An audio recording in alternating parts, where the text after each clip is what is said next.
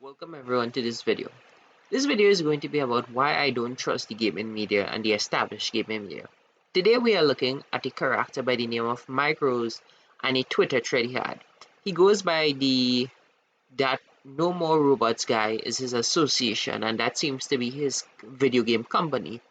And it's claiming to be a video game label run by real people. Keep that real people in mind as we look into this little Twitter thread he has. And this is really going to exemplify why I don't personally trust a lot of game reviews from established media and I prefer user reviews. Here's what he's going in. Now, this man is being paid to review it. We do not need to finish a game to review it, and your editors should not be asking you to do that, especially when it would destroy you to do so. In my 8 years of reviewing video games, I've probably finished around 10% of them, and my opinions were really out of line with the others. Now, when you listen to that, this man says he has only beaten 10% of his games.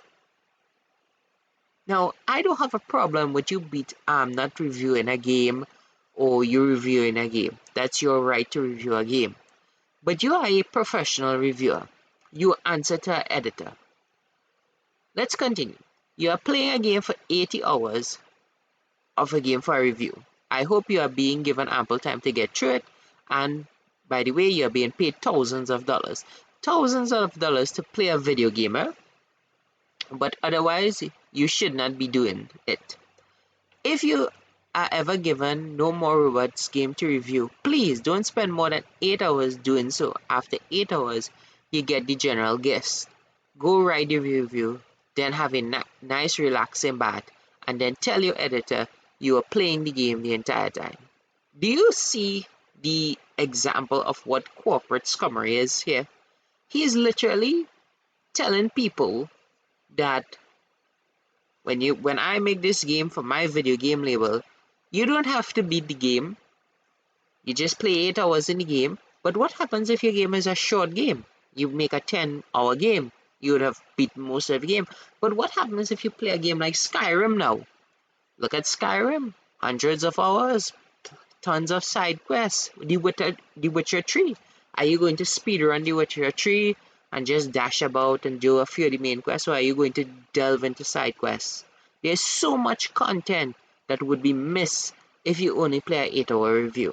And this exemplifies everything that is the disconnect between the gamer and the gaming journalist, because they are not playing their games and they are having people who are labels and publishers and promoters and all of the industry telling them, don't worry about it, it's fine. But go and then lie to your editor. How is this professional? You are telling somebody to go and do their job by lying. I have worked as an accountant. I've worked as a teacher. I've worked in IT, right? Imagine if I went and tell my superior, right, when I'm doing accounts payable for the end, well, I paid those 8 checks, but I didn't pay 2 other checks, but I pay all 8, and you lie and you miss some stuff. You know how much chaos that would cause? And this is the entire point. Imagine in a real professional workplace where you go to work, you have a time card, you have a job, you have a boss who's breathing over your neck, and then you go like, yeah, boss, I did 8 hours of work today.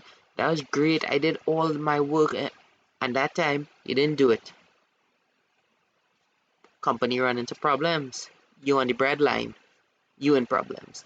These people promote the idea that you don't have to beat a game to review it. And I'm not saying that the timelines are fair to reviewers, and because we know that timelines aren't fair to them.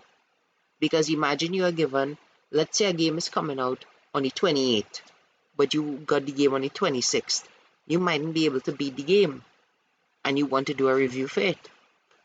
And you should state that, which many people do state in their reviews, that we weren't able to finish the game. But he's not even saying that. He says go write the review, then have a nice relaxing bath, and tell your editor you are playing the game the entire time. Literally telling you to lie. You see? Do you see this? This is what they encourage. They encourage lies.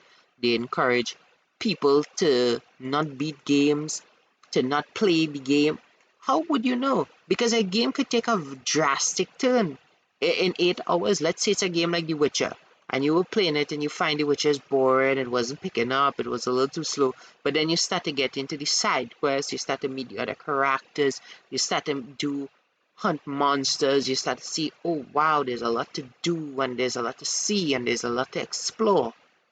It could be a great game. Or you could just play 8 hours of a Ubisoft game. Like, you play 8 hours and the first few minutes of the game is pretty fun, but then it get dragged out and boring. Like Valhalla, many people had that problem with Valhalla. You know, really good start. Some people really liked it, but it kept dragging on and on and on, and they didn't like it in the end. Good start, poor finish. What are you going to write? It's a 10 out of 10 game when it has a good start but a bad finish? Or are you going to give a game a 2 out of 10 when it has a slow start but an excellent mid-story and an excellent ending and all the world building and stuff like that?